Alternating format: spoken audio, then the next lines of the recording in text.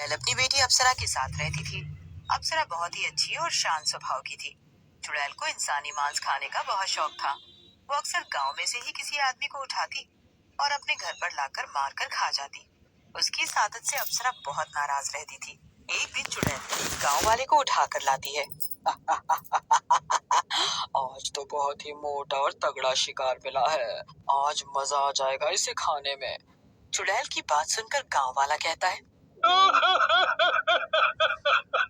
मुझे जाने दो चुड़ैल जी, मैं अपने घर में इकलौता कमाने वाला हूँ। मेरे घर पर मेरे बेटे के अलावा कोई नहीं है। अगर मुझे कुछ हो गया तो वो अनाथ हो जाएगा। गांव वाले की बात सुनकर चुड़ैल हंसने लगती है और बोलती है, इस दुनिया में हर किसी का कोई ना कोई है। अगर मैं ये सब देखती रही तो मैं तो भूखे ही रह जाऊंगी। तू जो भी कुछ कह ले या तो कर ले, तुझे तो मारना ही होगा। ऐसा कहकर चुड़ैल गांव वाले को मार डालती है और उसका मांस खाने लगती है। लेकिन तभी वहाँ पर अप्सरा आ जाती है और वो चुड़ैल से बोलती है, माँ, आप ये क्या कर रही हो? आपने इस बेचारे को भी मार डाला। आपको ऐसा नहीं करना चाहिए था। अप्सरा की बात सुनकर चुड़ैल को गुस्सा आ जाता है और वो अप्सरा से कहती है, तू न जाने कहां से मेरे घर में पैदा हो गई। अरे तुझे तो इंसानों के साथ रहना चाहिए था। मनहूस कहीं की, मेरा पेट जरूर खराब हो जाएगा अब। जब देखो मेरे खाने पर नजर लगाती रहती है। चल भाग यहाँ से। चुड़ैल की बात सुनकर अप्सरा गुस्से में वहाँ से चली जाती है। इस लड़की ने तो हम चुड़ैलों का नाम ही मिट्टी में मिला दिया। इसके पिताजी चुड़ैल लोग के राजा थे और एक ये। अप्सरा अपने घर से निकलकर चुड़ैल रूप से एक सुंदर लड़की का रूप बदलकर गांव में घूमने लगती है। तभी उसकी नजर एक छोटे बच्चे पर पड़ती है। बच्चा जोर जोर से रो रहा होता है। अप्सरा उसके पास जाती है और पूछती है, क्या हुआ? तुम क्यों रो रहे हो? क्या नाम है तुम्हारा? मेरा नाम राजू है। मेरे पिताजी को कोई चुड़ैल उठाकर ले गई और खा गई है। लोग कहते हैं वो कभी नहीं आएंगे। मैं अब इस दुनिया में अकेला रह गया हूँ। ऐसा कहकर राजू फिर से रोने लग जाता है। उधर अप्सरा सोच में पड़ जाती है। ये सब मेरी माँ का किया धरा है। इस बेचारे के सर से पिता का साया हटा दिया। ये बेचारा अब अकेला ही रह गया है। लगता है मुझे इस बेचारे के लिए कुछ करना होगा।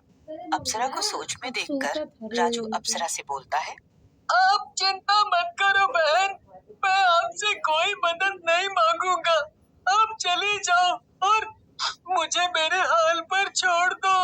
राजू की बात सुनकर अप्सरा को रोना आ जाता है और वो बोलती है, वाह, तुम तो बहुत ही स्वाभिमानी हो। क्या तुम मेरे भाई बनोगे? मैं भी इस दुनिया में अकेली हूँ। मैं भी तुम्हारे जैसा ही भाई चाहती थी हमेशा। अप्सरा की बात सुनकर राजू हंसने लग जाता है और बोलता है, अगर तुम मेरी बहन बनोगी तो मजा आ जाएगा। मुझे माँ और बहन दोनों का प्यार मिल जाएगा। फिर राजू अप्सरा को लेकर अपने घर चला जाता है। अप्सरा रोज रात भर राजू के साथ रहती और दिन में काम करने के बहाने अपनी माँ के पास चली जाती। राजू से मिलने के बाद अप्सरा भी खुश रहने लग जाती है। कितना प्यारा है मेरा भैया राजू। भगवान इसे सारी दुनिया की खुशी दे और इसे हमेशा बुरी नजरों से बचाए। धीरे धीरे समय बीतने लगता है और राजू भी बड़ा होने लगता है। एक दिन गांव में चुड़ैल आती है और एक आदमी को उठाकर ले जाती है। गांव वाले इससे निपटने के लिए एक सभा बुलाते हैं। सभा में सरपंच जी बोलते हैं, इस चुड़ैल का कुछ करना होगा। ये जब देखो हम लोगों में से किसी न किसी को उठाकर ले जाती है। ऐसा करके इस गांव के कितने लोगों को मार डाला है। आप चिंता मत करो सरपंच जी, मैं अब बड़ा हो गया हूँ। मैं अपने दोस्तों के साथ मिलकर इस चुड़ैल का कचूमर निकाल दूंगा, मार डालूंगा इसे। मुझे इससे अपने पिताजी की मौत का भी बदला लेना है। तुम्हारी बात सुनकर मुझे बहुत ही अच्छा लगा राजू बेटा। तुम और तुम्हारे दोस्त अगर ऐसा कर पाए तो वो इस गांव के लिए एक बड़ी खुशखबरी होगी। इसके बाद सभा खत्म हो जाती है और सभी लोग अपने अपने घर चले जाते हैं। राजू भी रात में अप्सरा को सभा में हुई बात। दीदी, आज मैंने गांव वालों को विश्वास दिलाया कि मैं उन लोगों को इस चुड़ैल के आतंक से मुक्त करा दूंगा। इस बार वो चुड़ैल अगर इस गांव में आई तो वो जिंदा नहीं जाएगी। राजू की बात सुनकर अप्सरा घबरा जाती है और सोच में पड़ जाती है। मेरी दुष्ट माँ का किया धरा सामने आ रहा है। अगर वो राजू के सामने आई तो राजू पक्का उसे मार डालेगा। मुझे ही कुछ करना होगा जिससे माँ और राजू दोनों की जान बच जाए। अप्सरा को सोच में देख राजू कहता है, हुआ दीदी, क्या तुम्हें लगता है मैं ऐसा नहीं कर पाऊंगा? मैं उस चुड़ैल से नहीं लड़ पाऊंगा। नहीं नहीं मेरे भैया, तुझ पर भला मैं क्यों शक करूंगी। मुझे तुम्हारी वीरता पर पूरा भरोसा है। लेकिन मुझे कुछ काम से बाहर जाना है। मैं उसी बारे में सोच रही हूँ। अप्सरा की बात सुनकर राजू बोलता है, बस इतनी सी बात है क्या? अरे जाना है तो चली जाओ, लेकिन तुम भैया दूज तक तो वापस आ जाओगी ना?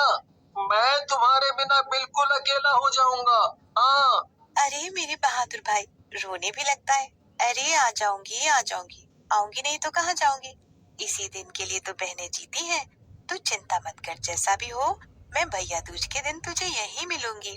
अगले दिन अप्सरा वहाँ से चली जाती है और सीधी अपने माँ के पास जाती है। माँ, तुम ये इंसानों को मारना छोड़ दो। कहीं ऐसा ना हो तुम भी किसी दिन उनके हाथों मारी जाओ। अप्सरा की बात सुनकर चुड़ैल हंसने लगती है और बोलती है, लगता है इंसानों के साथ रहते रहते तेरी बुद्धि भ्रष्ट हो गई है। अरे हम चुड़ैल हैं चुड़ैल, इन इंसानों का हमसे लड़ना बस की बात नहीं है, समझी। मैं चाहूँ तो इस पूरे गांव को अकेले ही मार सकती हूँ। माँ, इतना घमंड अच्छा नहीं है। इंसानों ने पहले भी हम चुड़ैलों को हराया है और मारा भी है। मेरी सलाह मानो तो तुम इंसानों को मारना छोड़ दो। निकल जा मेरे घर से मनहूस लड़की। अरे मैं चुड़ैल हूँ। इस पूरी दुनिया में किसी की हिम्मत नहीं है कि मुझे कुछ कर सके। बड़ी आई ज्ञान देने वाली। अप्सरा वहाँ से रोते हुए चली जाती है। कुछ दिनों बाद भाई दूज का त्योहार आ जाता है और अप्सरा वादे के अनुसार सच संवर कर राजू के घर जाती है। लेकिन राजू को वहाँ ना पाकर घबरा जाती है। ये राजू कहाँ चला गया? ऐसा तो ये कभी नहीं करता, मेरे बिना रह भी नहीं पाता। कहाँ चला गया? अप्सरा राजू को गांव में ढूंढने लगती है, लेकिन उसका कहीं पता नहीं चलता। तभी उसे राजू का दोस्त शामू मिलता है। शामू, राजू कहाँ है? मैं उसे बड़ी देर से ढूंढ रही हूँ। कहाँ है वो? दीदी, जब आप यहाँ नहीं थी तब चुड़ैल गांव में आई थी। वो लोगों को उठा रही थी, लेकिन राजू की वजह से वो किसी को नहीं उठा पाई।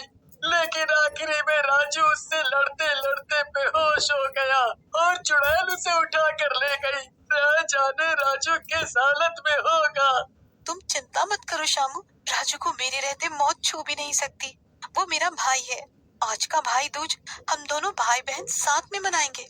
ऐसा कहकर अप्सरा चुड़ैल के घर चली जाती है। चुड़ैल घर पर नहीं होती, लेकिन उसे राजू बंधा हुआ मिल जाता है। अप्सरा को देखकर राजू खुश हो जाता है। तू आ गई मेरी बहन, मुझे पता था तू जरूर आएगी। कोई आए चाहे ना आए। तुझसे आज का वादा किया था ना भाई, वैसे भी आज भाई दूज है। मैं तो जरूर आती, चाहे भगवान से लड़कर आना पड़ता। लेकिन तभी राजू को याद आता है कि वो तो चुड़ैल की कैद में है। वो अप्सरा से कहता है, तू तू यहाँ से चली जा बहन, चुड़ैल आती ही होगी। वो बहुत शक्तिशाली है, वो तेरी जान ले लेगी। तू यहाँ से चली जा। लेकिन तभी वहाँ चुड़ैल आ जाती है और बोलती है, अप्सरा तुम दोनों भाई बहन में बड़ा प्यार हो गया है, लेकिन तूने अपनी असलियत बताई। अप्सरा चुड़ैल बन जाती है।